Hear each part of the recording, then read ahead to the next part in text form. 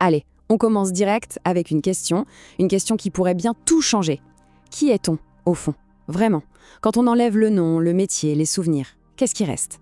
C'est un peu le voyage qu'on va faire ensemble aujourd'hui. Alors, juste un instant. La personne qu'on était il y a 1 an, est-ce que c'est vraiment la même qui écoute ça maintenant? Quand on y pense, les cellules du corps, elles ont changé. Les pensées ont évolué. Et les émotions, elles ont fait des montagnes russes, non? C'est vraiment ça, le cœur du sujet. Notre identité est constamment en mouvement. Et là, la science nous donne un chiffre assez fou. 98%. C'est le pourcentage d'atomes dans un corps humain qui sont complètement remplacés chaque année. Chaque année. C'est dingue, non? Physiquement, c'est un renouvellement quasi total. Alors la question est simple, si ce corps, ce truc qu'on a l'habitude d'appeler moi, change tout le temps, comment pourrait-il vraiment nous définir? Et ça change complètement la perspective. On a cette habitude, on le sait bien, de se voir comme des noms, des choses fixes, stables, le corps, les pensées, comme si c'était des objets solides. Mais en réalité, on est bien plus des verbes, des processus en plein mouvement. Le corps, ce n'est pas une statue, non, c'est une rivière d'atomes qui coule. Une pensée, ce n'est pas un objet qu'on peut tenir, c'est juste une activité de l'esprit, là, 1 seconde, et puis, pouf, parti. Donc, voilà le nœud du problème. Comment est-ce qu'on peut s'identifier à quelque chose qui ne dure jamais? C'est impossible en fait. Le début de cette phrase, c'est déjà du passé. Chaque expérience, qu'elle soit dans le corps, dans la tête, dans le corps, elle est fugace. S'y accrocher, c'est vraiment comme essayer d'attraper du vent avec les mains. On ne peut pas. Bon, alors là, on va encore plus loin, ça donne un peu le vertige, mais si tout ce qu'on vit est temporaire, si tout est juste un flux constant, est-ce que cette réalité qu'on perçoit, là, tout de suite, est vraiment aussi solide qu'on le croit? Ou bien, est-ce qu'on ne serait pas en train de vivre dans une sorte de rêve? C'est une idée que le philosophe Ludwig Wittgenstein a superbement résumée. Il disait en gros que la vie est un rêve. On est endormi, complètement. Mais de temps en temps, on se réveille juste assez pour se rendre compte qu'on est en train de rêver. C'est puissant, non? On est absorbé par le film de notre vie et d'un coup, on a ce flash de lucidité. Et ça, certaines traditions spirituelles, elles ont un nom pour ça, l'erreur de l'intellect. C'est super simple à comprendre en fait. C'est quand on confond le film avec l'écran sur lequel il est projeté. On est tellement pris par l'histoire, les personnages, les émotions du rêve, qu'on en oublie complètement qu'il y a un rêveur, quelqu'un qui regarde tout ça.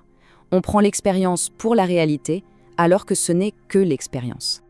Alors, voilà la grande question. Si le corps, les pensées, les émotions, si tout ça, ce ne sont que des scènes qui défilent dans le rêve, mais qui est le rêveur? Qui est cette présence-là, en arrière-plan, qui regarde tout ce spectacle sans jamais bouger? Et là, attention, c'est le grand tournant. Le vrai jeu, ce n'est pas une chose qu'on peut trouver dans le rêve, non, c'est la conscience elle-même. L'analogie est parfaite. Ce n'est pas un objet dans la pièce, c'est la pièce elle-même. C'est l'espace silencieux, immuable, où toutes les expériences, les pensées, les sensations, elles apparaissent et puis elles disparaissent. Et ça renverse complètement notre vision habituelle des choses. On a toujours l'impression d'avoir une conscience, quelque part, à l'intérieur d'un corps. Mais si c'était l'inverse? Si le corps n'était qu'une expérience parmi d'autres, une expérience qui se déroule à l'intérieur de la conscience, de ce grand je.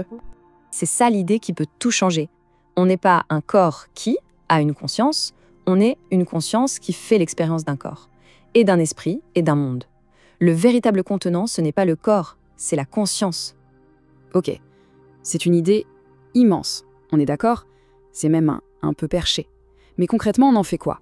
Si notre vrai nous, c'est cette conscience hors du temps, comment est-ce qu'on fait pour trouver le bonheur, ici et maintenant, dans ce monde où tout passe et tout change tout le temps?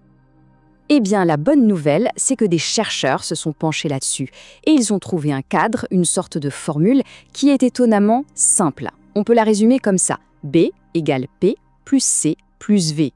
B pour le bonheur, bien sûr, et pour le reste, on va voir ça tout de suite. Et quand on regarde la répartition, c'est fascinant. Seulement 10%, 10 petits pourcents de notre sentiment de bonheur dépendraient des conditions extérieures. L'argent, le statut, etc. Ce qui veut dire que les 90% restants, ils dépendent de notre monde intérieur, de notre attitude de base et des choix qu'on fait chaque jour. C'est énorme. Ça veut dire que la plus grosse part du gâteau est entre nos mains. Alors, on décortique cette formule. Le P, c'est le point de consigne. C'est un peu notre réglage par défaut. notre attitude de base, souvent héritée de l'enfance. Mais la bonne nouvelle, c'est qu'on peut agir dessus, notamment avec la méditation ou d'autres pratiques spirituelles. Ensuite, le C, les conditions, l'argent, la sécurité. Bien sûr que c'est important, mais ça ne fait pas tout, on l'a vu. Et enfin le V, les choix volontaires. Et là, attention, ça pèse 40%. C'est énorme. Ça veut dire quoi? Ça veut dire choisir de dépenser pour des expériences plutôt que pour des objets. Et surtout, ça veut dire donner aux autres de l'attention, de l'appréciation et de l'acceptation. Et ces choix, ils se manifestent dans 5 grands domaines de la vie, 5 piliers du bien-être. D'abord, le bien-être au travail, sentir qu'on fait quelque chose qui a du sens. Le bien-être social, les liens, les amis, la famille, c'est le prédicteur numéro 1 de la longévité, c'est fou. Le bien-être financier, il s'agit plus de sécurité que de richesse pure. Le bien-être communautaire, s'investir dans une cause plus grande que soi. Et enfin, le bien-être physique, prendre soin de ce corps en se souvenant que c'est un processus, pas un objet. En gros, pour construire une vie heureuse, il faut s'occuper un peu de tous ces piliers. Mais attention, améliorer tous ces aspects de la vie, c'est super. C'est comme apprendre à faire des rêves plus agréables, plus beaux. Et c'est important. Sauf que le but ultime de tout ça, ce n'est pas juste d'améliorer le rêve, c'est de se réveiller. Et c'est là que le mot guérison prend une toute autre dimension. La racine du mot, c'est entier. Guérir, ce n'est donc pas réparer quelque chose de cassé en nous, non. C'est l'acte de revenir à la totalité qu'on a toujours été, se souvenir de cette plénitude, de cette conscience parfaite qui, elle, n'a jamais été blessée, jamais endommagée. Ce retour à la maison, c'est un voyage, un éveil qui se fait par étapes. On commence par se réveiller au sein même de notre réalité de tous les jours, ce rêve éveillé. Puis, on va au-delà des états de rêve et de sommeil classiques pour toucher à des niveaux de conscience de plus en plus larges. On passe de la conscience de moi, petite personne, à la conscience de l'âme, puis à une conscience cosmique qui voit le tout, pour finalement arriver à la conscience d'unité, la réalisation du soi, le moment où l'on comprend qu'il n'y a jamais eu de séparation. Finalement, si on devait tout résumer, ce serait ça. La guérison ultime, ce n'est pas une technique, ce n'est pas une thérapie. C'est un simple acte de souvenir. Juste se rappeler. Se rappeler de cette conscience silencieuse, paisible, complète, qui est notre vraie nature depuis toujours. Alors la vraie question, ce n'est pas « comment est-ce que je peux devenir entier ?» Non. La vraie question, c'est « quand est-ce que je vais enfin me souvenir que je l'ai toujours été ?»